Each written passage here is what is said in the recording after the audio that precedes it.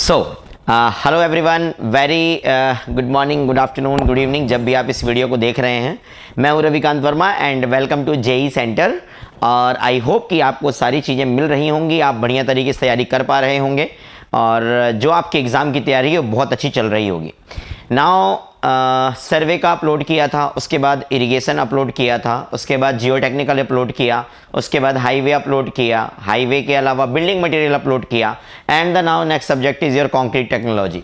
Subjects वगैरह की ये जो आपके पास पीडीएफ फाइल आपको चाहिए होगी तो टेलीग्राम ग्रुप यहाँ पर बना हुआ है, JE centre by Ravikant Verma से सर्च करेंगे तो आपको वहाँ पर मिल जाएगा, उसमें सारे पीडीएफ प्रोवाइड करवा देंगे। Is that clear? Short notes app में अपलोड किए हुए हैं, अभी ऐप में और कुछ नहीं रखा हुआ है, सिर्फ और सिर्फ शॉर्ट नोट्स हैं।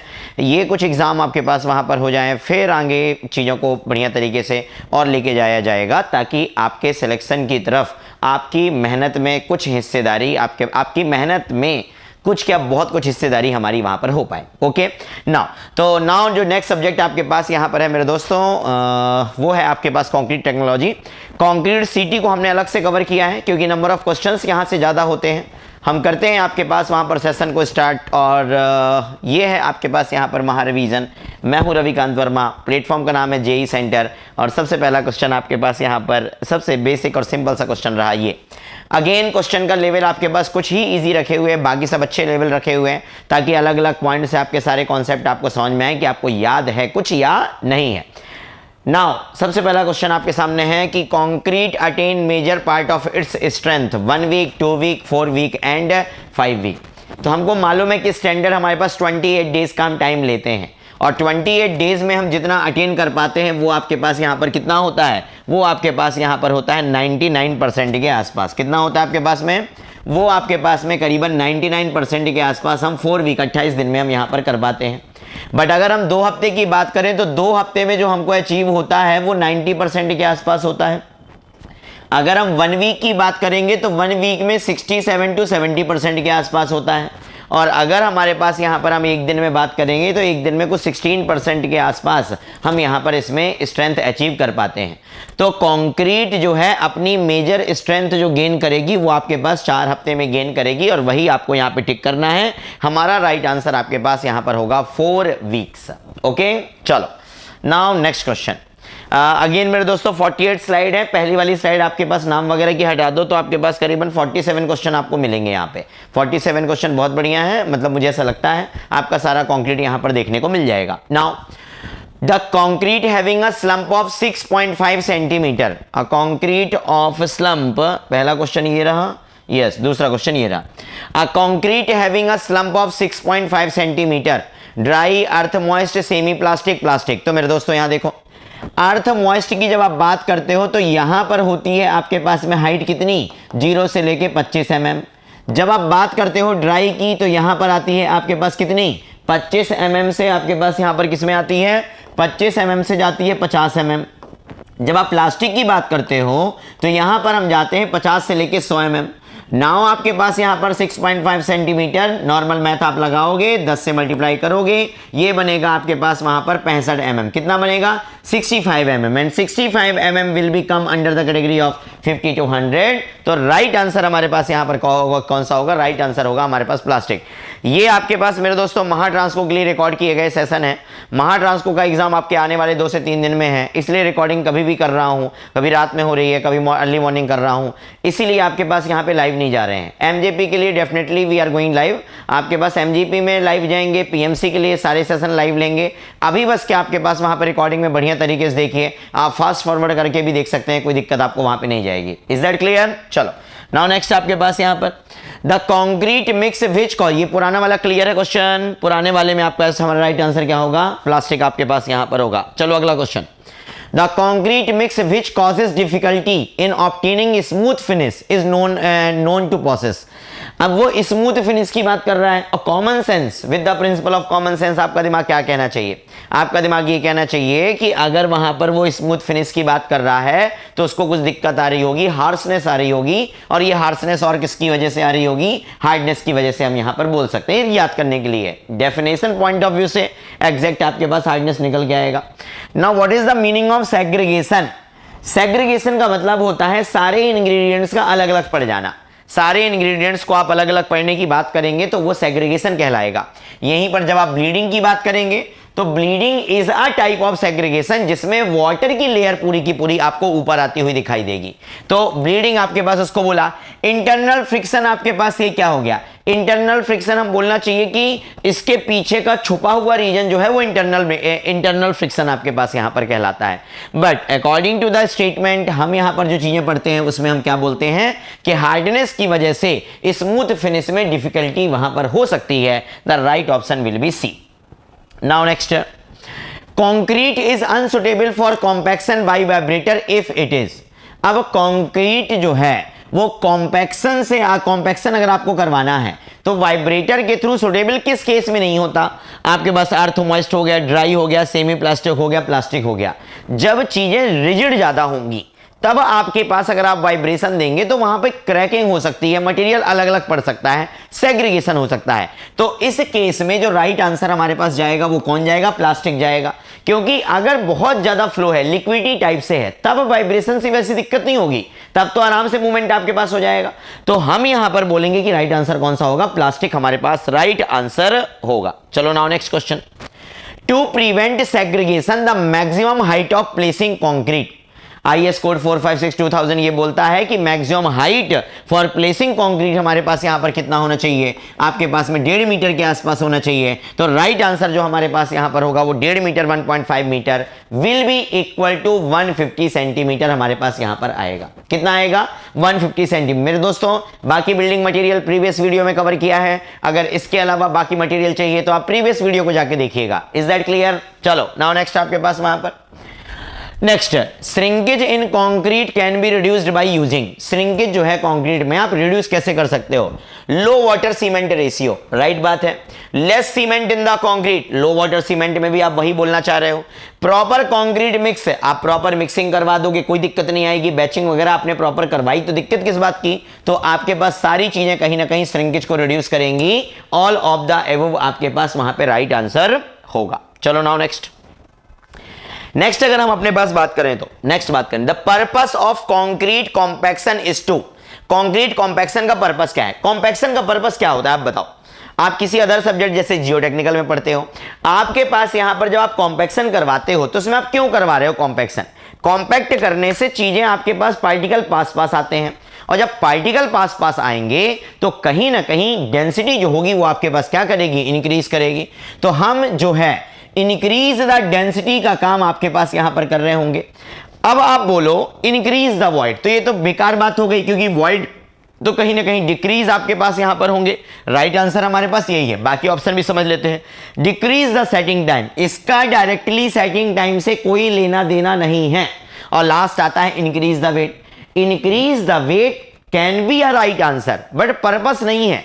कभी भी वजन बढ़ाने के लिए कॉम्पैक्शन नहीं करते हैं भाई। आपके पास यहां पर इतना बड़ा कोई मास रखा है, तुमने कॉम्पैक्ट कर दिया, पहले वजन निकाला, बीच में हवा थी, वजन आएगा 70 किलो। और हवा अगर तुमने आपके पास यहां पे निकाल भी दी, हवा अगर आपके पास तुमने यहां पे निकाल दी तो पार्टिकल ही तो रहेंगे तब भी, तो वेट नहीं इंक्रीज कायदे से होगा।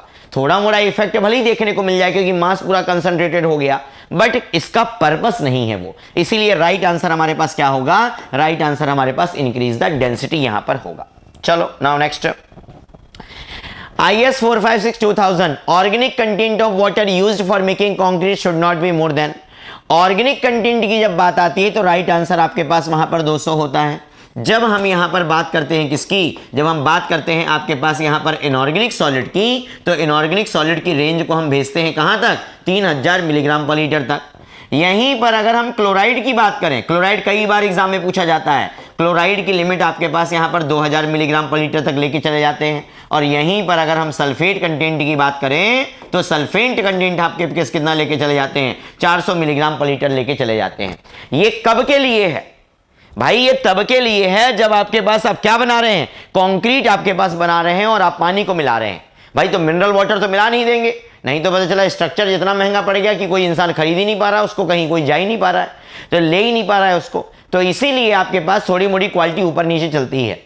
नाउ ये क्वालिटी पैरामीटर आपके raw water quality parameter environment engineering में दिक्कत वहां पर पहुंचाते हैं, कंफ्यूजन आपको क्रिएट करते हैं। तो उस चीज को देखना, तो क्लोराइड कंटेंट यहां पर कितना होता है 2000, वहां पे हम कितना लेके जाते हैं 250 और 1000। Is that clear? चलो next, air entrainment in the concrete increases. अब एयर इंट्रेनमेंट क्या है? मतलब कुल मिला के हवा भर दी तुमने, थोड़ी मोड़ी हवा तुमने वहां पे डाल दी। अगर तुम यहां पर एयर गई, उसमें air is like a fluid, air is a fluid, तो इट बिहेव्स लाइक वाटर। तो ये क्या करेगी, आपके पास मूवमेंट, पार्टिकल के बीच में मूवमेंट आसान कर देगी। और अगर ऐसा हुआ तो वर्केबिलिटी आपके पास कहीं ना कहीं बढ़ जाएगी। बट अगर आप स्ट्रेंथ की बात करो तो नहीं, गलत बात है भाई, हवा भरोगी तो स्ट्रेंथ तो कम ही होगी, आपके पास यूनिट वेट कम ही होने वाला है, उसमें इफेक्ट तो उसमें तो आपके पास इंक्रीज होगा नहीं। और टेम्परेचर वेरिएशन में भी आपको कुछ भी यहां पर देखने को नहीं मिलता। इसीलिए राइट आंसर हमारे पास यहां पर कौन सा होगा? राइट आंसर हमारे पास यहां पर वर्केबिलिटी होगा। Got it? समझ पा रहे हो चीजें क्या है क्या नहीं है? चलो आओ आगे, नेक्स्ट आगे चलते हैं।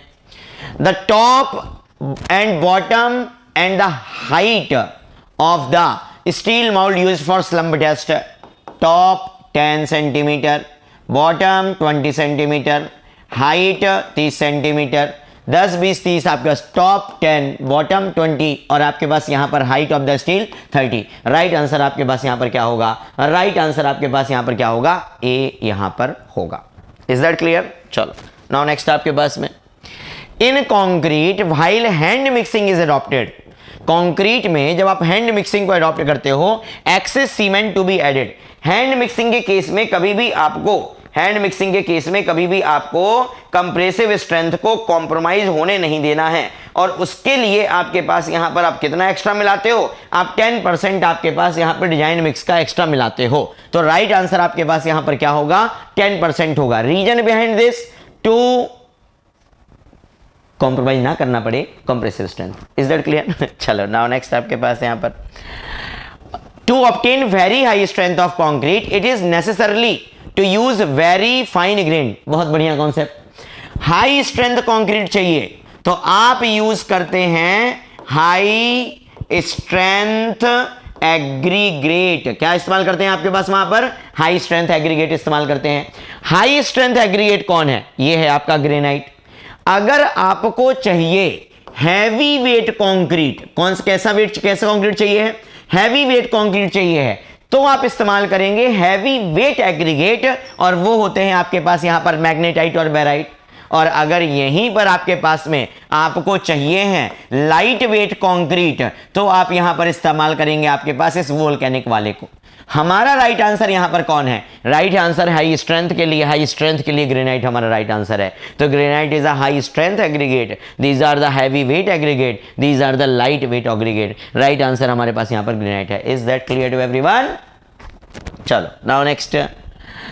अब अभी लाइव नहीं है, लाइव होते तो फिर मजा आ जाता, मुझे भी लग रहा है लाइव ही ले लेना था, बट ठीक है कोई दिक्कत वाली बात नहीं, ताकि आपका रिस्पॉन्स समझ में आता जाता। ठीक है, आप क्वेश्चन कितना रेडी करके बैठे कितना नहीं। To prevent sulphate attack in concrete, for preparing concrete mix water pH must be within. Water का पीएच आपके पास किस रेंज में होना चाहिए बताओ? और भैया 6 to 9। क्यों? 6 से नीचे जाओगे एसिड का एसिडिक रेंज जाएगी, कहीं ना कहीं रिएक्शन आपके पास हो सकते हैं। 9 से ऊपर जाओगे अल्कलाइन रेंज आ सकती है, आपके पास दिक्कत हो सकती है, फ्लोरेसेंस जैसी चीजें भी आपको वहां पर देखने को मिल सकती हैं। राइट आंसर हमारे पास यहां पर होगा 6 to 9। चलो now next, the permanent deformation of concrete with time under study load. अब देखो, जब इंपैक्ट की बात होती है तब हम वहां पे टफनेस वगैरह की बात कर रहे थे। नाउ कांस्टेंट लोड से कांस्टेंट डिफॉर्मेशन जो आता है, ये आपके पास क्रीप आता है। ये केवल और केवल कंक्रीट में नहीं आता आपका, ये स्ट्रेंथ ऑफ मटेरियल में भी आता है, ये आपके पास वहां पर जियोटेक्निकल में भी आता है। जहां जहां पर परमानेंट लोड से परमानेंट डिफॉर्मेशन होगा, क्रीप का जिक्र वहां पर होगा। यहां पे राइट आंसर आपके पास होगा क्रीप। क्या राइट आंसर होगा? क्रीप। रिलैक्सेशन क्या होता है भाई? आपके सामने एग्जाम है वहां ट्रांसको का, अभी एग्जाम आपके पास यहां पर एक बार हो जाने दो, आपके ऊपर जो स्ट्रेस लगा है आप उसको हटाओगे, स्ट्रेस हटाओगे तो वो थोड़ा सा रिलैक्स होगा, इसको बोलते हैं relaxation. Is that clear? Now आपके पास आता है विस्को इलास्टिसिटी। तो यहां पे दो वर्ड का कॉम्बिनेशन है, एक विस्कस होता है और एक इलास्टिक होता है। इलास्टिक लोड लगाने की वजह से है और दूसरा आपके पास फ्लो की वजह से है। तो रेजिस्टेंस टू फ्लो ओनली वो कहलाती है विसिडिटी, और आपके पास resistance to flow and application of load के लिए रेजिस्टेंस वो कहलाता है विस्को इलास्टिसिटी। क्वेश्चन में पूछा था कि परमानेंट डिफॉर्मेशन को बोलते क्या है, इसको आपके पास यहां पर क्रीप बोलते हैं। Is that clear? चलो नाउ नेक्स्ट आपके पास यहां पर the leaching action in the concrete is example of leaching. अब लीचिंग आपके पास यहां पर लीचिंग से जब जियो टेक्निकल पढ़ते हो तो लीचिंग से लेटराइट बनती है और वो केमिकल वेदरिंग का रिजल्ट आपके पास होता है, क्योंकि कहीं ना कहीं केमिकल रिएक्शन वहां पर होती है। तो लीचिंग आपके पास यहां पर इसमें से क्या है, ये आपके पास केमिकल रिएक्शन है।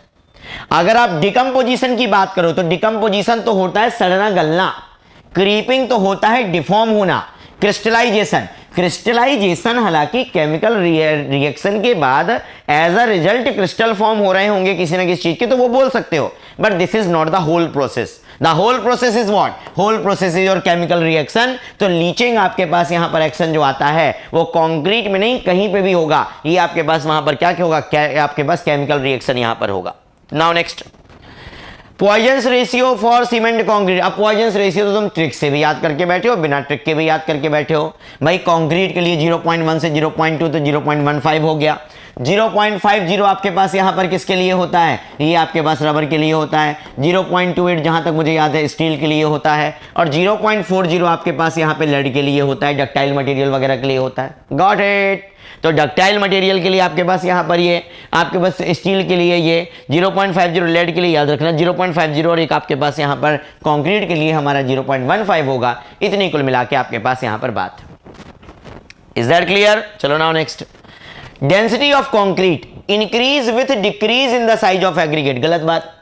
आपके पास में ज्यादा पैकिंग तब मिलती है जब पार्टिकल साइज अच्छा होता है, और पार्टिकल साइज जितना ज्यादा होगा उतनी ज्यादा पैकिंग होगी, जितनी ज्यादा पैकिंग होगी उतना आपके पास डेंसिटी बढ़ेगी। तो density of concrete increase with the increase in the size of aggregate, ये आपके पास वहां पे राइट आंसर होगा। Is that clear? तो ये आपके पास वहां पे राइट आंसर होगा कि आप एग्रीगेट का साइज बढ़ाओ, आपके पास वहां पर क्या बढ़ेगा, डेंसिटी ऑफ कंक्रीट आपको बढ़ती हुई दिखाई यहां पर देगी। चलो now next, to wet concrete में कॉज। टू वेट, बहुत ज्यादा पानी डाल दिए तो क्या क्या हो जाएगा, देखो सेग्रीगेशन। बिल्कुल बात, भाई बहुत ज्यादा पानी अगर मिला दिए तो बाइंडिंग नेचर ही खत्म हो रहा होगा, और अगर बाइंडिंग नेचर अगर खत्म होगा तो सेग्रीगेशन बिल्कुल होगा, राइट बात है। लोअर डेंसिटी, बिल्कुल राइट बात है, चीजें दूर दूर जाएंगी। वीकनेस ऑफ कंक्रीट, बिल्कुल राइट बात है। तो राइट आंसर हमारे पास यहां पर कौन होगा, आपके पास यहां पर राइट आंसर होगा all options are correct. Right answer आपके पास यहां पर ऑल ऑप्शंस आर करेक्ट होगा। Is that clear now? चलो now next, a concrete in which dry coarse aggregate are first packed to have the least void, then the cement sand mortar is injected under pressure to fill all the void resulting in very dense concrete is known as।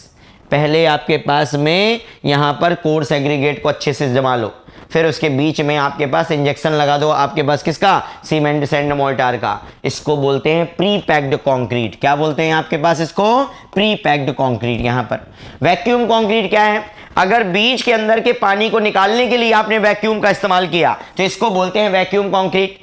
No fines concrete, no fine concrete मतलब fine का इस्तेमाल आपने यहां पर नहीं किया, उसको बोलते हैं नो फाइन्स कंक्रीट। और लास्ट आता है एरिएट कंक्रीट। ये बहुत ज्यादा लाइट वेट कंक्रीट है क्योंकि इसमें बहुत एयर इंट्रेनमेंट देखने को मिलता है। यहां पर जो हमारा राइट आंसर है वो कौन सा है, वो आपके पास यहां पर है vacuum concrete. Next, for protection from frost concrete should be. भाई फ्रोस्ट क्या होता है मालूम है, फ्रोस्ट होता है आपके पास फ्रीजिंग एंड थॉइंग, बीच बीच में जो आपके पास दरारों में पानी चला जाए, बर्फ जमने लगे, इसको फ्रॉस्ट एक्शन बोलते हैं। That is also available in irrigation engineering also.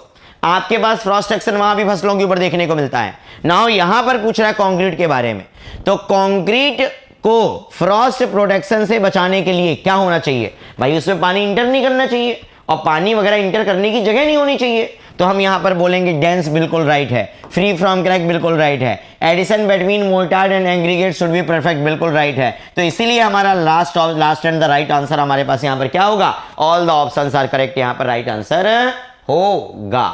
Is that clear? चलो नाउ नेक्स्ट आपके पास में steam curing is not used with. Steam curing को आप इस्तेमाल नहीं कर सकते ऑर्डिनरी पोर्टलैंड सीमेंट के साथ। भाई स्टीम मतलब ऑलरेडी आप हीट दे रहे हो, और अगर कहीं पर हीट पहले से निकल गई ज़्यादा तो दिक्कत वाली बात हो जाएगी। हाई एल्यूमिना सीमेंट जो होती है मेरे दोस्तों, यहाँ पर हीट ऑफ हाइड्रेशन बहुत ज़्यादा हाई होता है, इसीलिए इसके साथ स्टीम क्यूरिंग आपके पास परफेक्ट नहीं बैठेगा। इसीलिए हमारे पास राइट आंसर यहाँ पर क्या होगा, सी आंसर हमारे पास राइट होगा। Is that clear? चलो और बहुत फास्ट पढ़ाएं। अब क्योंकि अभी तो लाइव नहीं है, रिकॉर्डेड है, अगर ऐसा लगे कि बहुत फास्ट स्पीड, हालांकि इस वाले में ही थोड़ी स्पीड करिए फास्ट, क्योंकि ऑलरेडी बिल्डिंग मटेरियल करवा चुके हैं और आपके पास कंक्रीट का एडिशन आपको उसके साथ देखना है। दोनों आपके पास बहुत ज़्यादा बन जाएंगे, आपको फिर वही आलस आने लगता है। तो आपके दिमाग का भी सब सोचना पड़ता है, बट वो सब सोचते हुए पहले ये सोचना पड़ता है कि इंपॉर्टेंट कॉन्सेप्ट सारे चले जाएँ। तो इसीलिए अगर स्पीड लगे तो बाद में कमेंट बॉक्स में जाके बता देना, ठीक है ना। आपके पास मेरे दोस्तों बताना ज़रूर, कुछ भी अगर लगता है कि सर ये और प्रोवाइड करवा दो तो पक्का बताना, ठीक है ना। अब जेई सेंटर है, आप शुरुआत के साथ ही हैं यहाँ पर, ठीक है ना। ऐसे तो काफ़ी टाइम हो गया, अब ऐसे तो इंडस्ट्री में आपके 7 से 8 से 9 साल हो गया 2017 से, मगर आपके पास में ये जो है ये अपना अभी अपने पास स्टार्ट किया है। And this is for the student, by the student, to the student. तो आप बताइएगा, अगर कुछ लगता है डेफिनेटली नंबर दिया है, मैसेज डालिएगा, जो भी हेल्प होगी बिंदास तरीके से की जाएगी, कोई टेंशन लेने का नहीं, ठीक है ना। तो यहाँ पर right answer high alumina cement है, क्यों? क्योंकि हीट ऑफ हाइड्रेशन ज़्यादा ना। Addition of sugar in concrete result in, अगर शुगर ऐड करोगे, अबे शुगर ऐड अगर 0.1% कर दी तो ही 6 घंटे खिसक जाता है, 0.2 कर दी तो 5 घंटे खिसक जाता है, 0.2% शुगर ऐड कर दो तो आपके पास 9 से 10 घंटे आगे खिसक जाता है setting time. Increase in setting time by about 4 hours, increase in setting time by about 4 hours आपके पास में। ऐसे याद रखना, शक्कर है, शक्कर जाएगी तो पिघल जाएगी, फिर उसको वापस जमने के लिए टाइम तो चाहिए। कितनी जल्दी आपके पास नॉर्मल शक्कर रख दो, आपके पास में पिघल जाती है वो नॉर्मल एटमॉस्फेयर में, ठीक है ना। चलो now next, low temperature during concrete laying. अगर टेम्परेचर मतलब जैसे ठंडे प्रदेशों की बात है, ठंडे प्रदेशों में क्या होता है, टेम्परेचर कम होता है। अगर टेम्परेचर आपके पास यहाँ पर कम है, अगर टेम्परेचर आपके पास यहाँ पर कम है तो क्या प्रॉब्लम हो सकता है? प्रॉब्लम ये है कि रेट ऑफ हाइड्रेशन हो जाएगा धीमा, और अगर वो धीमा होगा तो स्ट्रेंथ क्या हो जाएगी, डिक्रीज स्ट्रेंथ हो जाएगी। इसीलिए आपके पास यहाँ पर वहाँ काम करने में इतनी दिक्कत होती है। Right answer decreases on strength यहाँ पर आ जाएगा। Got it. चलो now next, the test mode suitable for very low workability. अब यहाँ पर बहुत अच्छे से ध्यान रखना भाई, ये टेस्ट वेरी लो वर्केबिलिटी है तो वीबी ऐसे ही याद रखना, वीबी सबसे नीचे वाला, very low. Low to medium के लिए कौन सा होता है, लो टू मीडियम के लिए कौन सा होता है, ये होता है कॉम्पैक्शन फैक्टर। और मीडियम टू हाई के लिए कौन होता है, मीडियम टू हाई के लिए आपके पास वहां पर स्लम्प पर क्वेश्चन में क्या पूछा था, वेरी लो वर्केबल, तो राइट आंसर क्या होगा, वी टेस्ट यहाँ पे राइट आंसर होगा। ऑल ऑफ द अबव लगा के ना चले आना। Got it. चलो now next, the process of proper and accurate measurement of concrete ingredient for uniformity of proportion। बहुत बेसिक सा डिफरेंस है भाई बैचिंग और ग्रेडिंग में। ग्रेडिंग में क्या है कि आप एग्रीगेट के बारे में सिर्फ बात कर रहे हैं, अलग अलग साइज के बारे में बात कर रहे हैं, उसको ग्रेड करवाने की बात कर रहे हैं। बैचिंग में सारे इंग्रेडिएंट्स की बात आप करते हैं, तो जब सारे इंग्रेडिएंट्स को आप मिलाते हैं तो उसको आप वहां पर क्या नाम देते हैं, बैचिंग नाम देते हैं। ग्रेडिंग जब आप पर्टिकुलर एक ही इंग्रेडिएंट के अलग अलग वहां पर साइज की बात करो। मिक्सिंग तो ब्लेंडिंग है आपके पास, वहां पर सबको मिक्स करना मिक्सिंग कहला जाता है। नन ऑफ द इज आपके पास राइट वहां पर होगा नहीं, आपके पास राइट आंसर बैचिंग होगा। चलो करेक्ट स्टेटमेंट बताओ।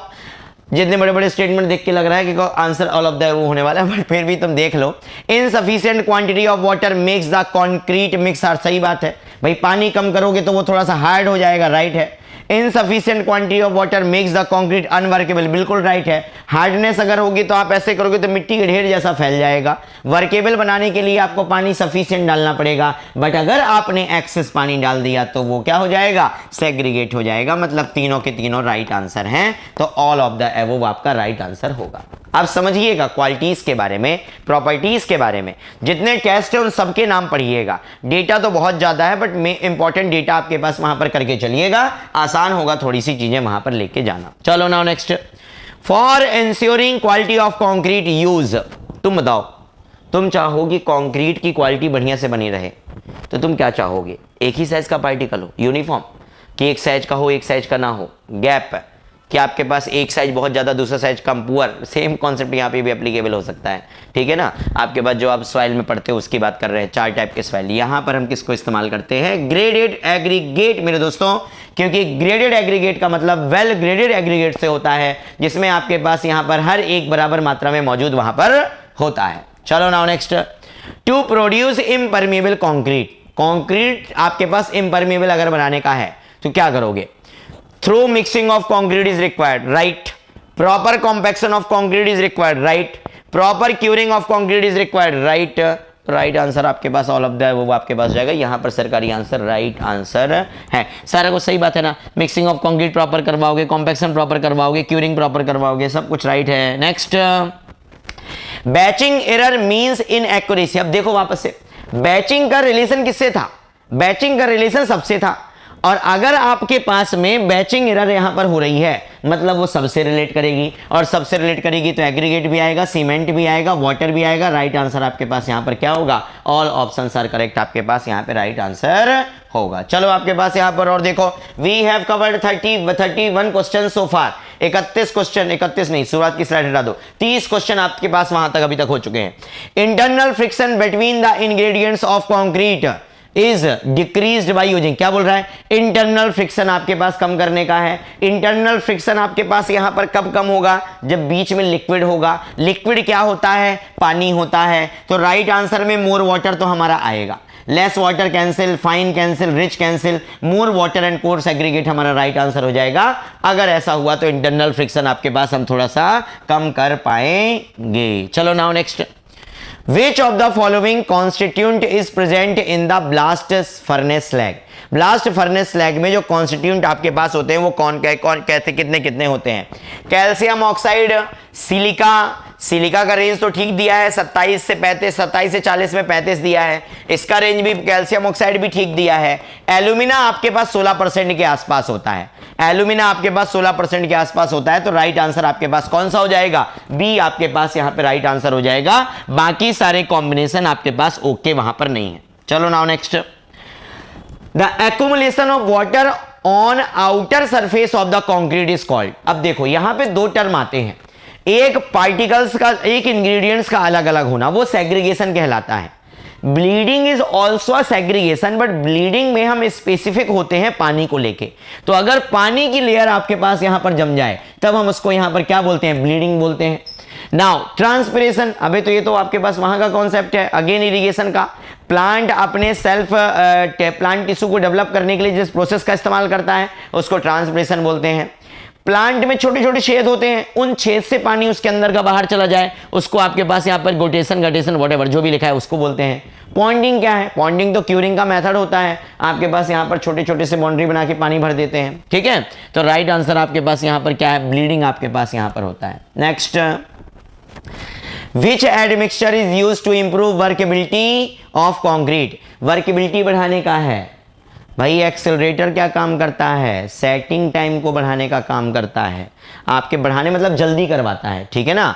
आपके पास यहाँ पर मेटा केओलाइन क्या करता है? ये आपके पास में ड्यूरेबिलिटी बढ़ाने के लिए आपके पास होता है। रिड्यूसर आपके पास यहाँ पर, रिड्यूसर, वाटर रिड्यूसर आपके पास यहाँ पर होते हैं, और साथ में एक आता है प्लास्टिसाइजर। यहाँ पे राइट आंसर हमारा क्या होगा? प्लास्टिसाइजर होगा। प्लास्टिसाइजर भी हालांकि एक तरीके का वाटर रिड्यूसर है, वाटर रिड्यूसर है। बहुत ज़्यादा पानी हो जाए तब के केस में हम यहाँ पर बात कर सकते हैं। नाउ वर्केबिलिटी आपके पास कौन इंप्रूव करेगा? प्लास्टिसाइजर इंप्रूव करेगा। चलो next question, which of the following statement are true? Again इतने सब बड़े, जब बड़े बड़े स्टेटमेंट दिख जाए ना तो ज्यादातर चांस यही होता है कि right answer all of the above होता है। Now the diameter of the pipeline used for transportation, ये क्वेश्चन ये मैं ऑलरेडी निकाला हूं क्वेश्चन, तो मुझे मालूम है, ठीक है। अब वो तो आपको समझाने के लिए हम बोल देते हैं कि डी आंसर राइट है क्या है, मतलब कैसे एक बार बोल दिया, बट जरूरी नहीं है। आप पढ़िए, डेटा इसलिए उठा के लाया गया ताकि आप समझें, आप उसको वहां पर याद कर पाएं। The diameter of the pipeline used for the transportation of concrete bye pump does not exceed 30 centimetre. Pressure he create नहीं हो पाएगा, फ्लो कैसे करवाओगे? थिक चीज आप बहा रहे हो, कोई आपके पास जूस तो बहा नहीं रहे हो, पानी तो बहा नहीं रहे हो, इसलिए आपके पास 30 सेंटीमीटर से ज्यादा नहीं होना मांगता। नाउ अच्छा, बहुत छोटा भी नहीं कर सकते, वही पैक हो जाएगा, इसलिए आपके पास एक मॉडरेट 30 सेंटीमीटर मतलब कितना? यहां से यहां तक 15, यहां से यहां तक कितना? अब इतना बड़ा गोले का पाइप आप मान लो, हाँ देखा है अपन ने साइड पे काम करते बातें में, देखो, ठीक है। द स्लम्प ऑफ, ऐसे याद रखने का तरीका है ये, the slump of the concrete to be pumped should not be less than 5 centimetre. 50 mm से 80 mm, हाँ ठीक है ना, अपने पास वो रेंज अपन ने पढ़ी तो थी। अदरवाइज वो क्या कहते हैं, ड्राई से ऊपर का रेंज है ये, प्लास्टिक वाला होना भी चाहिए। The water cement of concrete is pump to be kept between जे, और ये स्टैंडर्ड डेटा है। ऑल ऑफ द वो आपके पास वहां पे राइट आंसर हो जाएगा मेरे दोस्तों, ठीक है ना।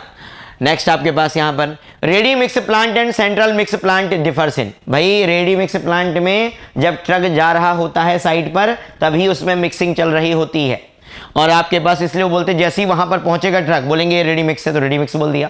आपके पास सेंट्रल मिक्स क्या है? सेंट्रल मिक्स आपके पास जब प्लांट पे ही आपके पास काम करवाते हो, तो इसमें दोनों में फर्क किस बात का है? वाटर एडिशन का आपके पास यहाँ पर फर्क है। Is that clear? बढ़िया सी नौकरी लगा लो और कमा लो, और कमाने के बाद वो वाला जो एक ट्रक आता है आपके पास ये मिक्सिंग वाला, वही खरीद लेना, वही महीने का आपके पास वहां पर लाख 1.5 लाख रुपए निकाल के देता रहेगा तुमको, ठीक है ना? चलो ना नेक्स्ट। बस को खरीदने के लिए पैसा चाहिए, पैसा नौकरी से आएगा, कमा के आएगा, कमाने के लिए तुम नौकरी की तैयारी कर रहे हो। क्या बात समझ में आ रही है ना? By concreting tunnel lining, concreting tunnel lining, transportation of concrete is done by which of the following. अब टनल लाइनिंग कोई छोटी चीज नहीं है, तो आपको बहुत लंबे से दूर तक ट्रेवल करवाना पड़ेगा, और अगर आप वो तगाड़ी में लेके जाओगे तो दिक्कत हो जाएगी। इसीलिए आप किसका इस्तेमाल करते हो? आप पंप का इस्तेमाल यहां पर करते हो। Is that clear? पंप का इस्तेमाल आपके पास यहां पर करते हो। Now next, which of the following method is most common alternative to cement in concrete? Concrete में सीमेंट का अल्टरनेट क्या होता है? Slag no, asphalt no, lime no, simple कौन? Fly ash. कौन होता है? फ्लाई एश होता है। आता होगा आपको, नहीं आता तो सुन लो। इन स्मॉल वर्क, अब छोटा सा काम है, घर बन रहा है तो तगाड़ी से उठा लेते हैं। तगाड़ी समझते हो? हिंदी में तगाड़ी बोलते हैं बे, उसको आपके पास यहाँ पर क्या बोल देते हैं? पैन बोल देते हैं। तो राइट आंसर हमारे पास क्या होगा? पैन हमारे पास यहाँ पे राइट आंसर हो जाएगा। चलो next, how does the strength of concrete differ with the age of concrete? तो जब हम आपको पढ़ाते हैं तो हम क्या बोलते हैं कि अपने कॉन्सेप्ट कंक्रीट करो एकदम, बोलते कि नहीं बोलते हैं? कंक्रीट करने का मतलब होता है ऐसे मजबूत करो कि ज़िंदगी भर काम में आए। तो कंक्रीट में भी आपके पास यहाँ पर स्ट्रेंथ कैसी होती है? ये हमेशा बढ़ती है, बढ़ने के बाद घटती नहीं है, ये हमेशा बढ़ती है। Is that clear? इसलिए इंक्रीजेस राइट है। Next, the figure given below represent, slump बनने से पहले ही खत्म हो गया, इसको बोलते हैं आपके पास में collapse slump of concrete. SSC JE का प्रीवियस ईयर क्वेश्चन है, कोलास्प स्लंप ऑफ कॉन्क्रीट यहां पर इसको बोलते हैं। Now next, which of the following is the result of proper batching? Proper batching अगर आपने करी तो उसका फायदा क्या होगा? Economy yes, durability yes, workability yes, strength yes, all of the वो आपके पास राइट आंसर होगा। बैचिंग आपके पास यहाँ पर अगर आपने प्रॉपर करवाई तो आप यहाँ पर ये सारी चीजें देख पाएंगे। नेक्स्ट, चलो, mobility, mobility, firmness of concrete, आपके पास फर्मनेस तो देखो कंसिस्टेंसी है। Separation constituents of homogeneous mixture of concrete, separation segregation में आता है, ये आपके पास यहां पर आता है। तो एस का होगा 1, आर का होगा 2, क्यू ब्लीडिंग क्या है? वाटर गेन, क्यू का आपके पास यहां पर क्या होगा? 4, और mobility ability to be moulded, P का होगा आपके पास 3। तो 3 4 2 1, 3 4 2 1, 3 4 2 1 आपके पास बी आंसर हमारा राइट हो जाएगा। Got it? चलो now next, the ability of material to endure alternate wet and drying condition for a long period. देखो अगर फ्रीजिंग एंड थॉइंग लिखा होता तो मैं फ्रॉस्ट रेजिस्टेंस बोलता, ability to wet and dry वहां पर अल्टरनेट वेट एंड ड्राई बोला है तो उसको वेदरिंग रेजिस्टेंस बोलते हैं। क्या बोलते हैं?